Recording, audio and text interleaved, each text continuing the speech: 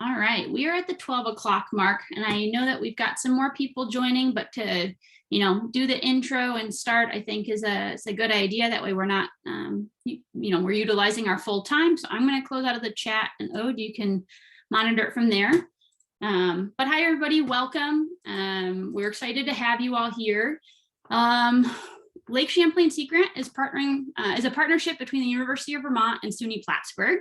We are dedicated to the protection and sustainable use of Lake Champlain through outreach, education, and research. And one of our areas of interest is to help our stakeholders build resilient communities and economies. So this is a webinar. It's the first of the series of webinars that we're really directing towards municipal officials and other community leaders. Our objective is to provide information to municipal leaders that will help them adapt and recover from extreme weather events such as flooding, which is the topic of today's webinar. Oops, and a little bit of an intro. So my name is Caroline McKelvey. I work for Lake Champlain Sea Grant, and I have a coworker here today with me, Ode Loche, as well. We are going to be recording this event. That way, if somebody wasn't able to join, we can pass along the information using our YouTube page. A little bit of Zoom facilitation. You all are participants right now, which means that you're in a listen-only mode. That's just to kind of help the flow of things, but we'll have an opportunity at the end for you all to ask questions, or along the way ask questions using the Q&A setting. So this is at the bottom of the screen. If you've got a question, type it in there. Our goal is to do more of the question and answering at the end, but if you need something repeated, Ode will be monitoring that, and maybe she can prompt Stephanie, our presenter today, to repeat that information. All right, so our webinar today is how to navigate flood resiliency funding in Vermont. This webinar will review case studies of flood mitigation projects funded through FEMA's Hazard Mitigation Assistance program, as well as Vermont's new Flood Resilient Communities Funds program. Our speaker today is Stephanie Smith, and I'll introduce her in just a second. But as I mentioned, the session today is just trying to incorporate municipal officials and having them be more aware of funding opportunities here in the state. All right, so Stephanie Smith is our presenter today, and just a little bit of a background. So Caroline, can I interrupt just for a second? We had the poll to. Oh, the poll. Thank you so much. Yeah. Stephanie, I'm sorry to put you on hold for one more second. You deserve full attention, but this might help out your presentation as well. So we're going to launch a quick poll, and that helps us just see where people are at information-wise. So Stephanie has some information going into the presentation. So I'm launching the poll. If you can just quickly answer these two questions, I will press launch. Ode, is it popping up on your screen? Yes, it's all good. All right, we'll give it maybe 10, 15 seconds to see as answers roll in. All right, it's a mixture, all of the above. So numbers are going up and down, up and down. All right. Let's give it maybe 5 more seconds. All right, I'm going to end the poll, and it will share some results. So when we asked about awareness of HMA program grant funding, we see the most kind of in a little bit familiar, a couple in the not so familiar, but that's kind of across the board. And then the second question was more towards the Flood Resilient Communities Funding Program, and we've got kind of not at all familiar, a little bit familiar, and kind of numbers going down from there. So I'm going to stop sharing.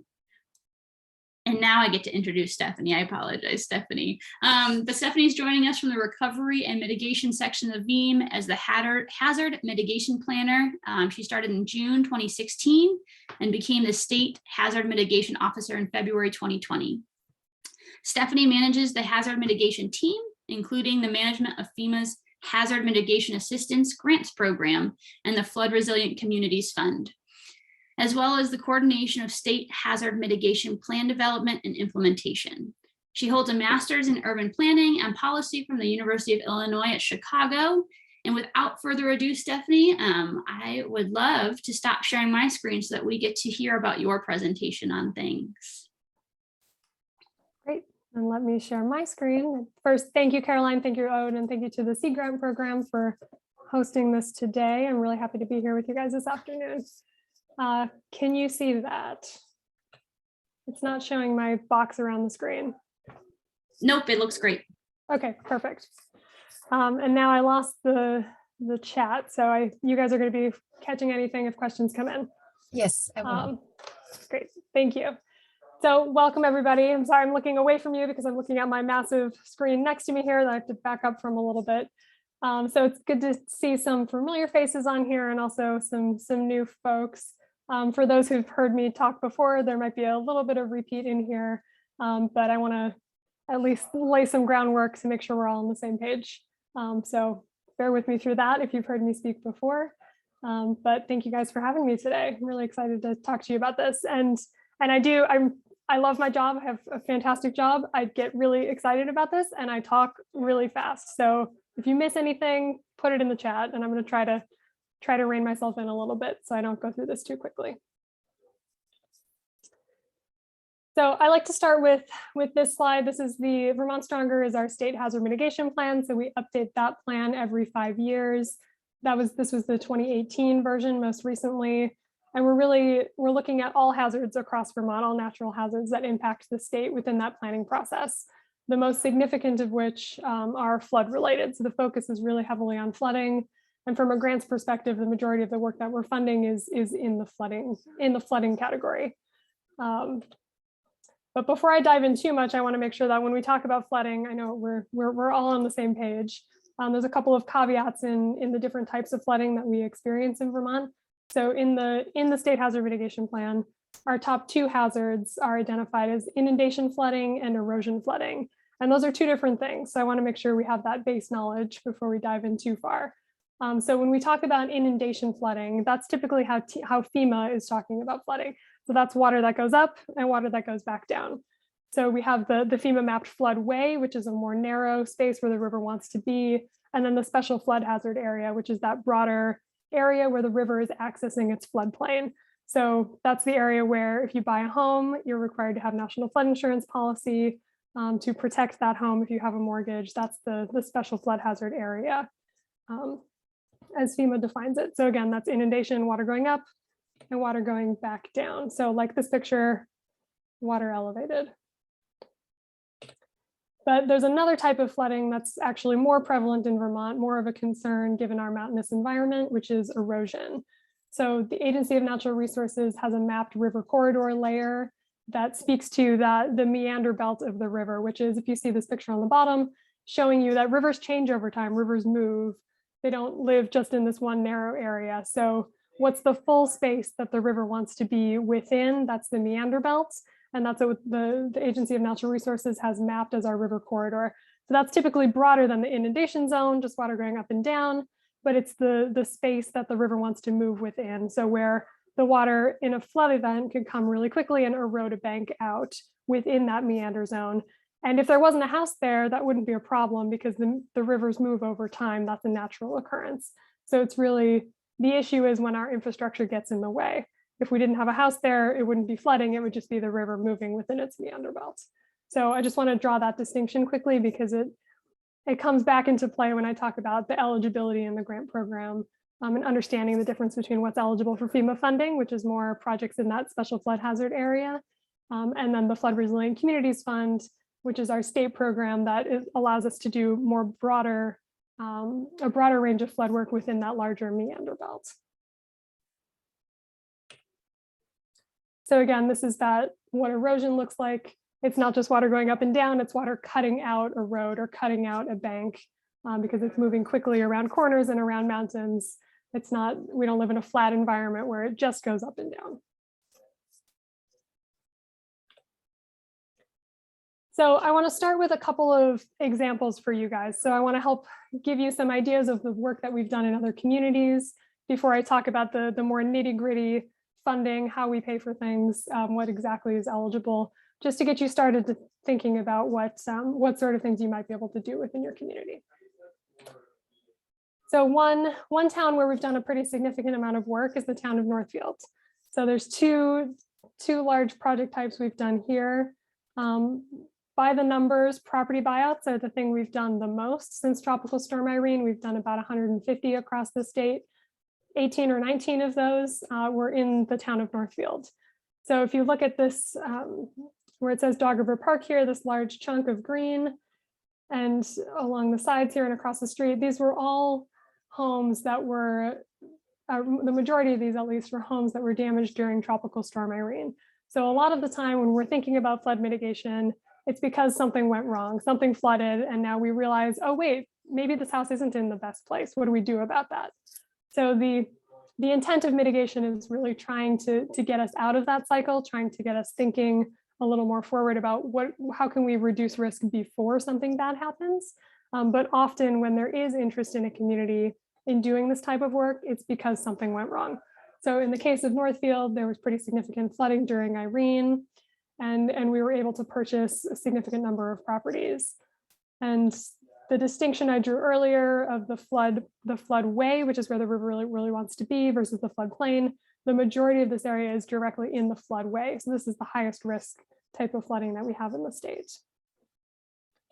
And now, instead of there being a significant number of homes all along this section here, all directly in the floodway, we've now created, Northfield has had the opportunity to own this property. So the homes were demolished. The town now owns these sites, and they were able to create a beautiful park that gives access to the communities. They were able to do some floodplain restoration, which is removing fill in that area. And what that does is it lowers the elevation of the floodwaters when they come in. So as the river goes up, it gives the river some space, access to its natural floodplain, and slows the river down so that it's reducing flooding in the neighborhood. So not only did this get those individual homeowners out of harm's way, it gives the community this beautiful asset and reduces flood risk for neighboring residents as well. So this is a really beautiful example of hazard mitigation done well when you can do it in a more cohesive way. And there's another project in Northfield that we're working on, just to give you a different example of the type of project. So this one is, so the home buyouts are over here. And as the river comes down, there's a dam right here, right before this curve in the river.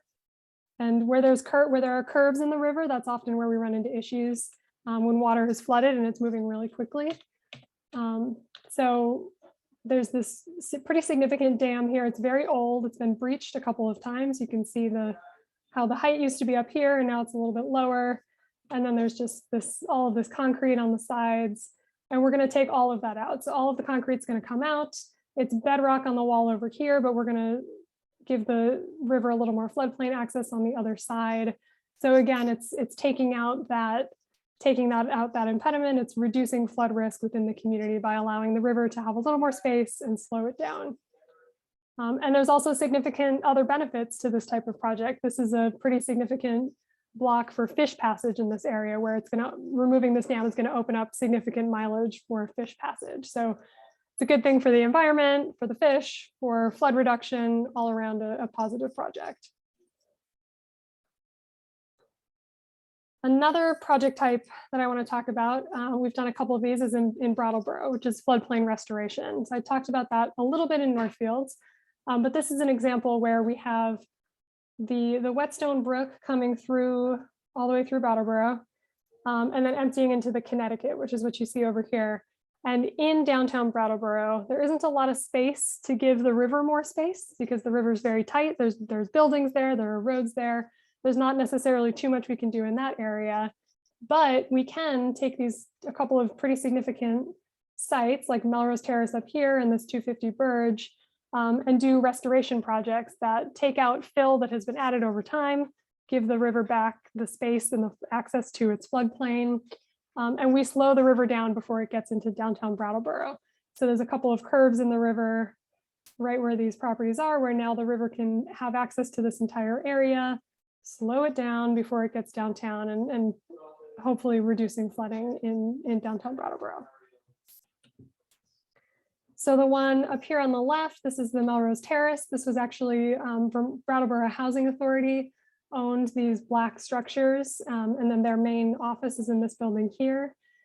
This was senior housing, so they relocated the low-income seniors who were living in this housing They have since demolished those structures, and then they've done that floodplain restoration, removed a significant amount of fill that had been added over time to give that river space. And there's a culvert here, really it's a bridge, it's a pretty significant culvert that they've upsized to give the river more space as it goes through there as well. So now the river can access its floodplain, it can have more space to get through that culvert. And we've relocated a vulnerable population that had been living in this flood risk area. And again, now they've just finished the tree planting for this in the spring. So this project's nearly complete. I'm gonna have to update with some new photos on here of the actual final work, but it becomes a community asset. It becomes a park that can be accessed and a way to access the river as well, but in a way that's safe and not causing any flood risk for the properties that used to be there.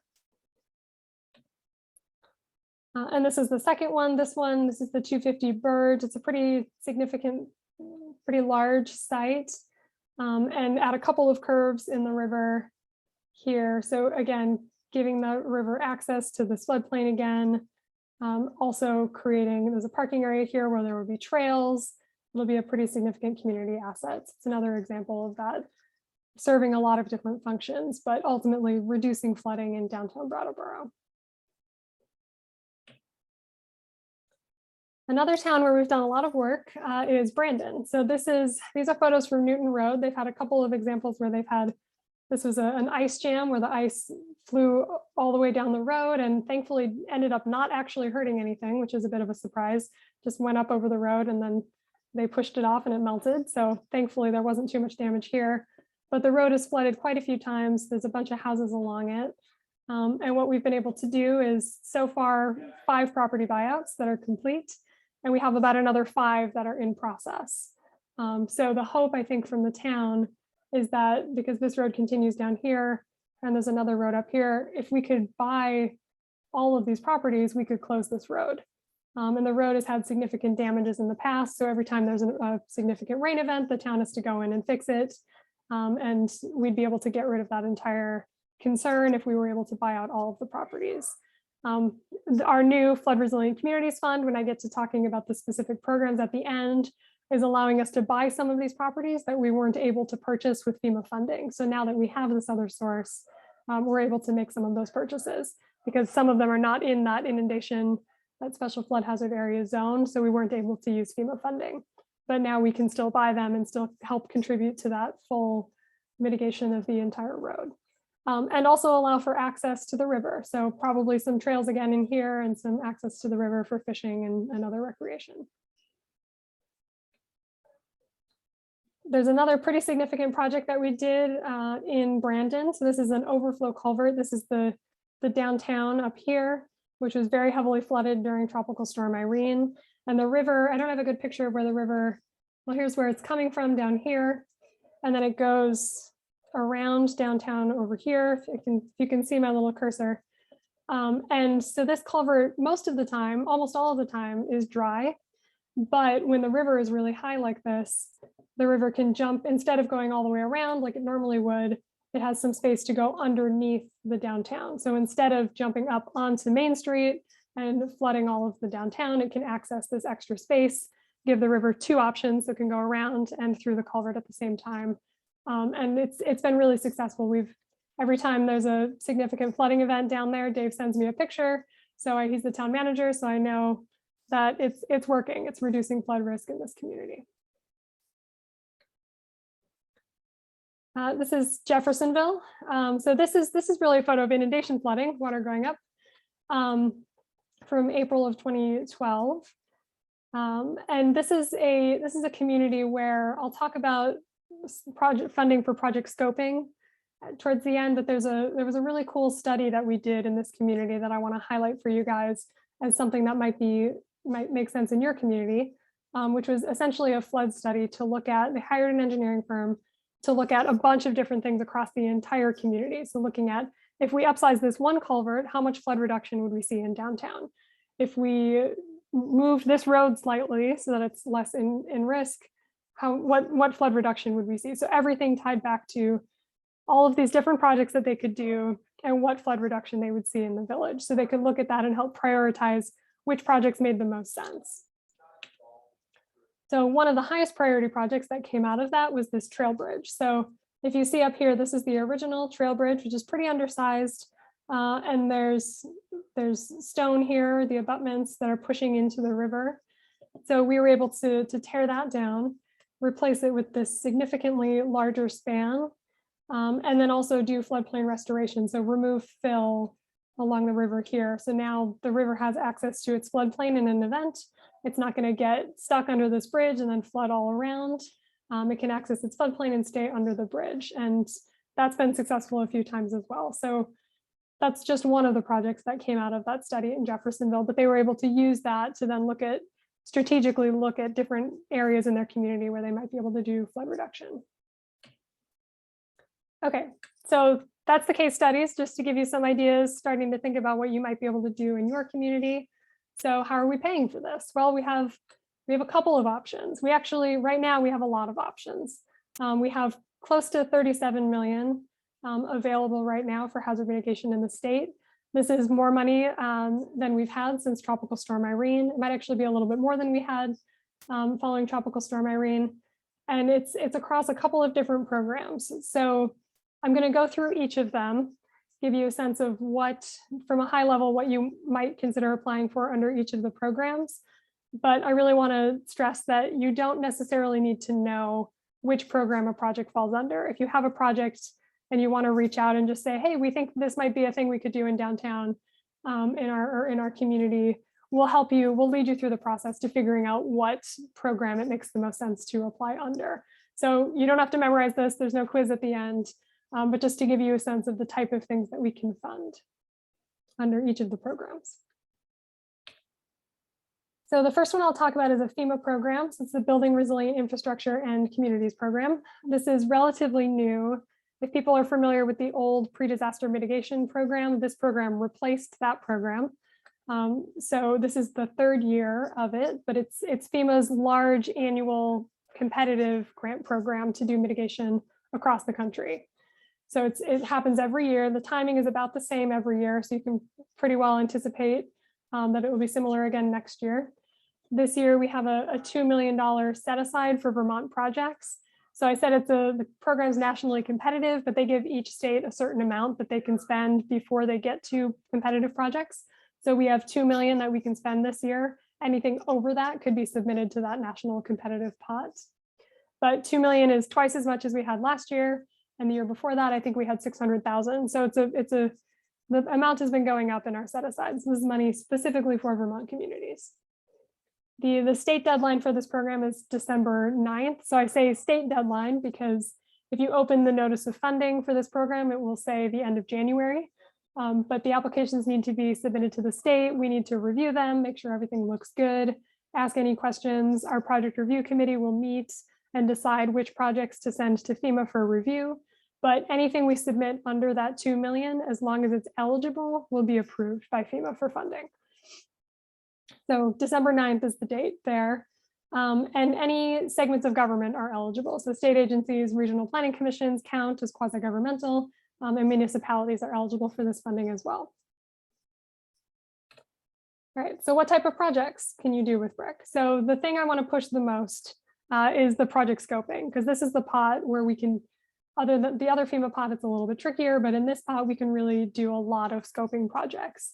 So what does that mean? Well, it could be a broad area, like we talked about in Jeffersonville. So looking at our entire community, what are our options to reduce our flood risk? Or it could be a single structure, looking at a culvert that you know is undersized, but it's pretty complicated and you don't really know what the right answer is. So I really want to stress this as a very important source of funding because it allows you to build a package for FEMA to apply for implementation. So it allows you to put together all of the things that you would need to then apply to do the project.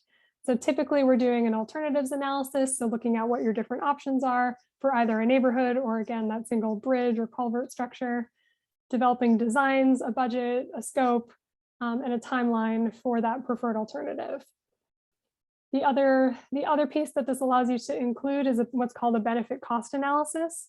So for doing implementation projects with FEMA, a benefit cost analysis is required. Depending on the complicated nature of it, they often require an engineering firm to come in and do some analysis to complete this benefit cost analysis. So you can include that in your scoping. It's part of the package that would come out of your scoping application. And the other thing I want to point out here is local hazard mitigation plans. So every year, Vermont Emergency Management will submit one sub-application to do local hazard mitigation plans for every community in the state that is interested in participating. So, and actually this year it'll be 2 applications, but I'll touch that on the next slide. But if your plan is expiring within the next 3 years, I would encourage you to apply this year, because it can take 6 months or more to get FEMA approval, and it can take a good year to update your plan. So even if you just finished it, you might want to start thinking about funding for the next one fairly soon. So that funding we put in the application, we just need you to commit to the match, which I'll talk about in a second. And then the town would then competitively hire a consultant to work with them to update their plan and use this funding. So what do you need to apply? Well, you need an approved local hazard mitigation plan at the time that you submit the application at the time of award. The only area where that's not required is if you're applying to update or develop a hazard mitigation plan. So if your plan is expired, you can still apply to update it.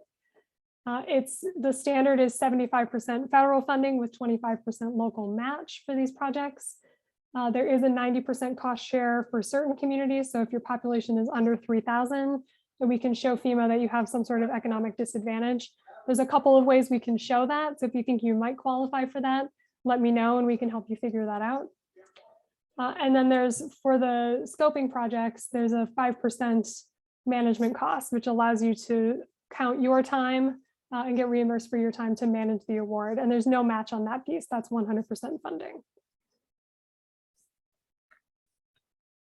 Okay, so that's the BRIC program. So again, December deadline, best use is project scoping, and if you need to do an update to your hazard mitigation plan or develop a new hazard mitigation plan. All right, so the next FEMA program I want to talk about is the Hazard Mitigation Grant Program. So this is funding, unlike the annual BRIC program, this is funding that follows disaster declarations in the state.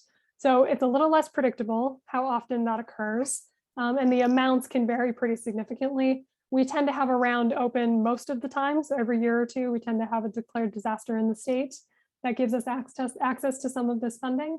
But right now we have more money than we've had since Irene. So we have 2 rounds open, one that's $11 million, one that's about $1 million. We're still waiting for final numbers from FEMA on that. If you look on the website, it says the state deadline is September 30th. We've received an extension from FEMA, so we're going to be bumping that out to the end of November. And we do have support to develop benefit cost analyses for projects under this round. We're working with an engineering firm to do those BCAs. And we have a bit of a list right now that we're working through. So I don't know how many more we'll be able to fit in. But if you have a project that's ready to go, it just needs that benefit cost analysis, I would still encourage you to reach out to me and we'll see if we can get that in. And the best use of this funding, unlike BRIC, which is scoping and planning, the best use of this is really that project implementation. So what types of projects? Property buyouts in the special flood hazard area, property buyouts that have significant landslide risk. And for those, a benefit cost analysis is not required. There's a different one for the landslide, which I can do. So if you're doing a buyout, if the total project cost is under $323,000, you don't need to worry about the BCA, and we'll cover the project 100% cost. So no local match for the property buyouts. Other projects that we can do, which will require a benefit cost analysis, are some of the other things, some of the examples I talked about at the beginning, like culvert, bridge upsizing, relocating a road or doing road resilience work, restoring floodplain, or doing floodproofing or elevation projects. Those are all possible under this pot as well. So again, like the BRIC program, you have to have an approved local hazard mitigation plan. The thing I really want to highlight about this funding round is that it's actually 90% federal share for everyone. So this has never happened before. It's always been 75. It's only the case for the specific grant program rounds that I have open now. So I anticipate after that, it'll go back to 75-25. But right now, for any community, it's 90% federal share with a 10% match. And again, no match for property buyouts. We'll fund that from the state. So you will have 100% of project costs covered for property buyouts. And you can use your local ARPA funding if it's part of the revenue loss as federal match for these programs. So that's another thing to consider as well. If your community is still trying to figure out how to spend a bit of their ARPA funding, it's possible to use it to match these grants. And again, like BRIC, there's a 5% cost of the 5% of the total project cost that's available for your management costs. It's for your time to manage the grant. And that does not require a match. That's 100% funded. All right, so that's the Hazard Mitigation Grant Program. And then the last one, which I'm really excited to tell you guys more about, is the Flood Resilient Communities Fund. So this is our brand new program, our brand new state program that's intended to fill the gaps in what we're able to pay for with FEMA funding. So following Irene, we had a significant amount of FEMA Hazard Mitigation Grant Program funding to work within the state, and there was a recognition that we were not able to use that for all of the things that we needed to really reduce our flood risk in the state. So property buyouts are the focus of this funding. And this is an example following Tropical Storm Irene, where a home was completely destroyed. And the nice thing about the FEMA programs and also this Flood Resilient Communities Fund program is that we're often able to pay the day before the storm value. So we were able to purchase this property the day before Tropical Storm Irene, like nothing had happened, and make that homeowner whole, which is a really beautiful benefit of this program for all of this funding. And you don't have to have damage to your structure. We're trying to push proactive thinking and removing homes before they have flood damage. But when you do have flood damage, we are able to sometimes work around that and make people whole, like that damage had never happened, which is a really wonderful thing. So this program, this is the second year of our program. So it was created by the legislature in May of 2021 with our first just under 5 million to get the program started. We created the program from scratch last summer. So there's still a little bit of flexibility in here, which is nice. We're not tied to the FEMA requirements. So if you have projects that are going to reduce your flood risk and that are innovative and interesting and you want to talk to me about them, great, please reach out.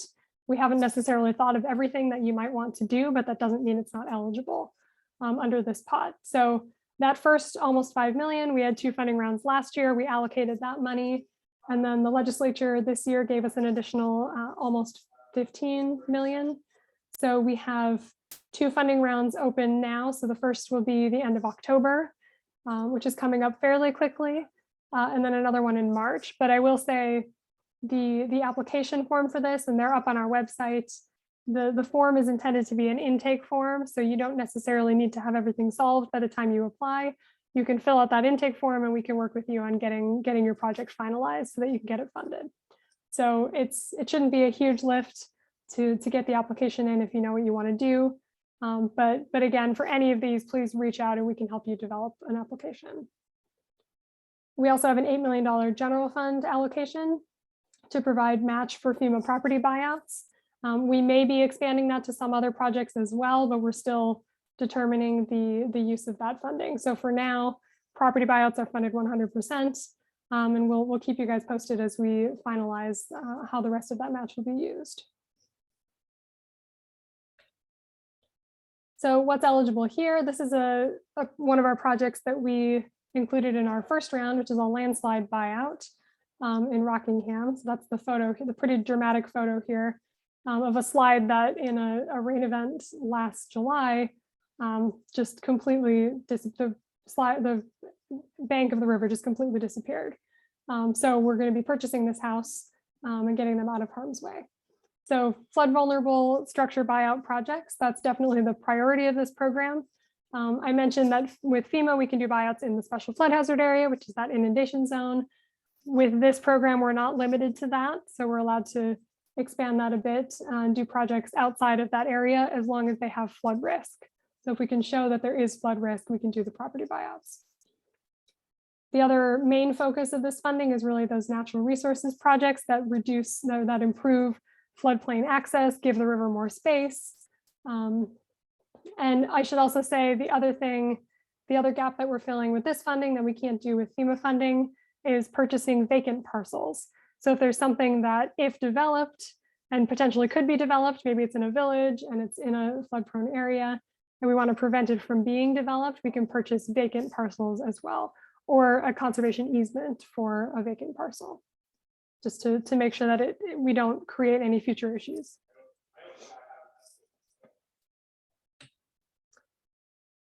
So I'm wrapping up here. So I'll leave plenty of time for you guys to ask questions, but I wanted to share with you 2 workshops that I'm doing, one next week and one the following week, which are going to be a little more nitty gritty. How do you apply? What do you need to do?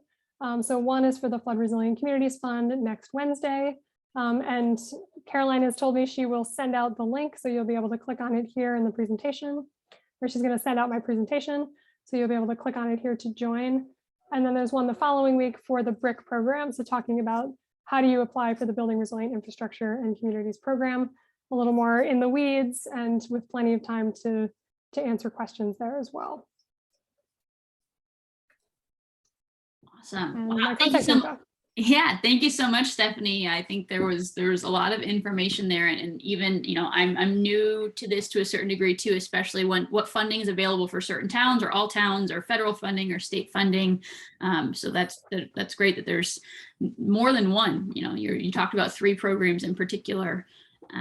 So participants, this is a great time in that Q&A section to throw any of the questions that you have individually for Stephanie, or kind of more broad questions. But I can, as those questions come rolling in, Stephanie, I guess my first question for you is there anything in the presentation that you would have loved to have talked about but weren't quite able to talk about, like in one of those 3 funding opportunities that you think municipal officials could benefit from? Yeah, that's a good opportunity for me to summarize myself a little bit to the key points, the key things I want you to take away from this webinar, which are: 1, this is more money than we've had ever to do mitigation in the state. So if you have a project, this is the time to do it. Reach out and talk to me about it. We're never going to have this opportunity again at this level, probably. And the 90% cost share with FEMA, that's unprecedented. So I really want to make sure that you guys are taking that opportunity while we have it.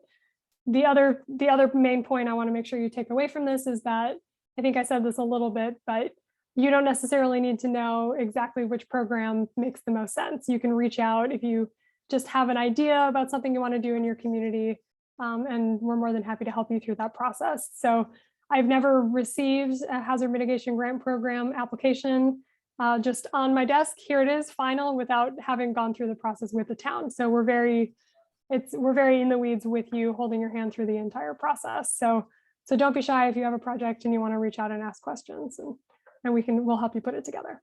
That's great. Thank you. Caroline, we have a question in the chat. All right. Would you be willing to read that out loud, or would you like me to? You can go ahead.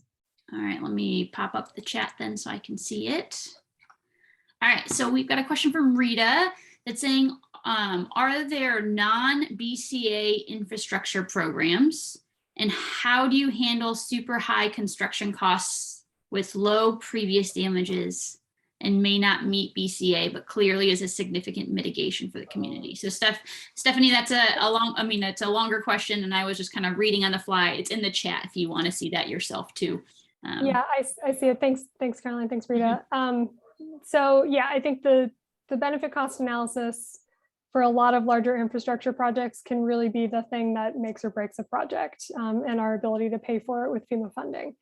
So for something like a culvert, which I think is what Rita's thinking about, because we have a project we've talked about before, there's 2 different ways you can do the benefit cost analysis. You can look at past damages if you have them. So the other thing I want to stress to all of you is you should be tracking every time you have an event. Track everything. So document how much money it costs to clean out the culvert, how much time was involved. The more you can document all of those things, then when you come to me and say, we need to upsize this culvert, and I can say, okay, great, do you have past damage events? You have something to share with me. So the more you can do that documentation up front, the better shape you'll be in to do that sort of assessment. The other option for the benefit cost analysis, if you don't have that past damage data, is to hire an engineer to do a hydraulic assessment and do a benefit cost analysis based on professional expected damages. So if it hasn't failed already, we can turn it around and say, okay, well, what would happen if it did fail?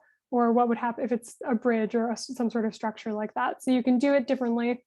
It's a much more involved process, definitely requires some engineering, but there is a possibility to do it that way as well. The other thing, if it's a project that, so the infrastructure projects we're not really tackling under the Flood Resilient Communities Fund, the focus is more around those buyouts and the natural resources projects. But if it's something like a floodplain restoration project, and we're not able to show that significant benefit, but we know it's there, those we can fund under the Flood Resilient Communities Fund, and that does not require a benefit cost analysis. Great, thanks, Stephanie. All right, I think I see one coming in the Q&A. So the question is, how are values for the buyouts determined? Great question. So the typical buyout process, the value is determined after the project has been awarded, and we do, typically it's a current market value appraisal, or if there was just a storm event, it could be the day before the storm appraisal. So it's based on that current market value. So hiring someone to do that appraisal. For the budgeting purposes for the application, we usually use the assessed value and add 20 or 30%, depending on what the town thinks it will come in at. But that's just for the budgeting purposes. The actual what they will receive is based on that current market value. And again, that happens after the award. So typically the town is the sub-applicant. The town would hire someone to do the appraisal, and then the town is the one that ends up owning the property at the end of the process as well. Great, thank you. All right, any more questions? All right, one just came in.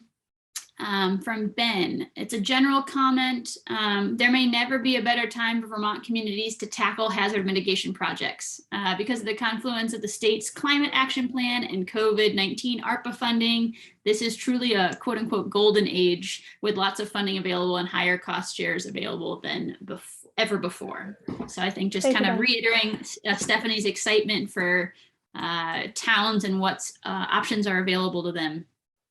And Ben Rose is the Recovery and Mitigation Section Chief. He's my boss. So he oversees the Public Assistance Program and the Hazard Mitigation Program. Great. So thanks, Ben. Awesome.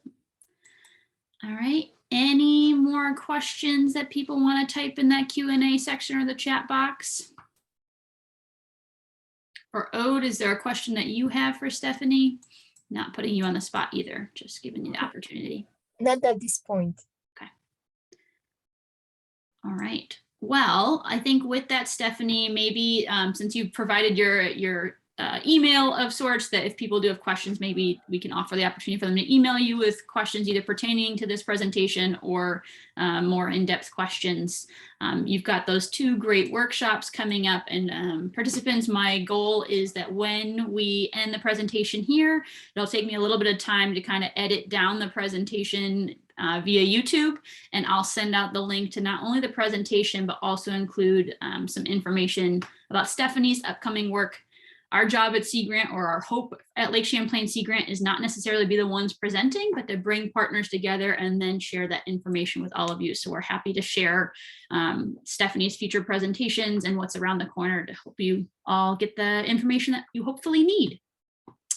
So with that, I've got one last slide to share talking about future presentations, but Stephanie, thank you so much for being here and presenting for us today. It's really great to kick off the webinar series. I learned a lot myself, so we're just very grateful. Absolutely, thank you guys. All right, so let me just pop on to share this other slide, and Ode's going to talk about the future presentation. Ode, can you see that? Yeah, I can see that. Yeah. Great. Thank you. So our next webinar will be on Thursday, October 6th, starting at noon. The title of this webinar is going to be Avoid Damage from Flooding. and we'll learn about the Vermont Emergency Relief and Assistance Fund, ERAF, and how to plan for flood resilience. And this webinar will be led by Ned Swamberg. Some of you might already know him. He's a regional floodplain manager at Vermont DEC. So feel free to spread the word, and we hope to see you there. I think Caroline will put on the chat the registration link, the Zoom registration link. I did. So I just added the Zoom registration link, so feel free to click that. If for some reason you can't do it there, I'll put the link as well in kind of the follow-up email to all of you, pointing in that direction, as well as in the future on our YouTube page for Lake Champlain Sea Grant, we'll have kind of our own little playlist with presentations found in this webinar series. And so I can see that there's a quick question from Dan in the Q&A. So Stephanie, if you'd I did see one. Okay. So one more quick question. Stephanie, are you available to answer a question still? Yes, although I don't know the answer to that. All right. I don't know if maybe that was directed towards Sea Grant. I'm not sure. Gotcha. Yeah, I'll read it out loud so that all can see. So the question was from Dan Albrecht saying, a question, is Quebec funding new projects for flood mitigation with extra money? And did Quebec or Canada increase their funding levels compared to previous years? And that is a great question. I don't know the answer to either. So Dan, maybe we can follow up in an email. I've got your email in our systems, that maybe I can try and find out that information, because I don't immediately know it myself. And I don't know either, Dan. I see that you put me on the spot here. That's the question for me, but I don't know the answer. I have to look it up. All right, but you've got some great kudos in the Q&A, so thank you so much, Stephanie, and thanks all for joining. I think with that, I'll let you sign off and go enjoy your lunch, or after lunch walk in the sunshine before the seasons change too much here in Vermont.